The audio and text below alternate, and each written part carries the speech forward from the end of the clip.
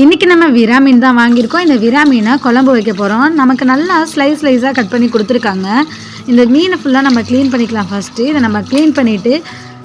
நம்ம க்ளீன் பண்ணி முடிச்சதுக்கப்புறம் நம்ம குழம்பு வைக்கிறதுக்கான எல்லா ஐட்டம்ஸையும் ரெடி பண்ணிக்கலாம். விரா மீனில் தலை ரொம்ப சேர்த்து பண்ணணும் அப்படின்னா விரா மீனோட தலை உடம்புக்கு ரொம்ப நல்லது. அது மட்டும் இல்லாமல் குழம்புக்கு ஒரு தனியான ஒரு டேஸ்ட்டையும் கொடுக்கும். இந்த விரா மீன் நம்ம க்ளீன் பண்ணும்போது உப்பு சேர்த்து நல்லா க்ளீன் பண்ணிக்கலாம். லைட்டாக கொலப்பாக தான் இருக்கும். 2லேருந்து ஒரு 3 வாட்டி நல்லா க்ளீன் பண்ணி எடுத்துக்கலாம்.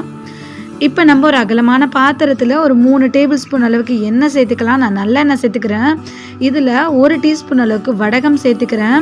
இன்றைக்கி நான் குழம்புக்கு முருங்கைக்காய் சேர்த்து பண்ணுறேன். அதனால நான் முருங்கைக்காய் ஒன்றுத்தையும் நல்லா சின்னதாக கட் பண்ணி எடுத்துக்கிறேன். இது கூட ஒரு 10 சின்ன வெங்காயம், ஒரு பெரிய வெங்காயத்தை சின்னதாக கட் பண்ணி எடுத்துருக்கேன். அதையும் சேர்த்துக்கிறேன். நம்ம எடுத்துகிட்டு அந்த முருங்கைக்காவும் சேர்த்துட்டு தேவையான அளவுக்கு உப்பு சேர்த்து 2லேருந்து ஒரு 3 நிமிஷம் நல்லா வதக்கிக்கலாம். இன்னொரு பாத்திரம்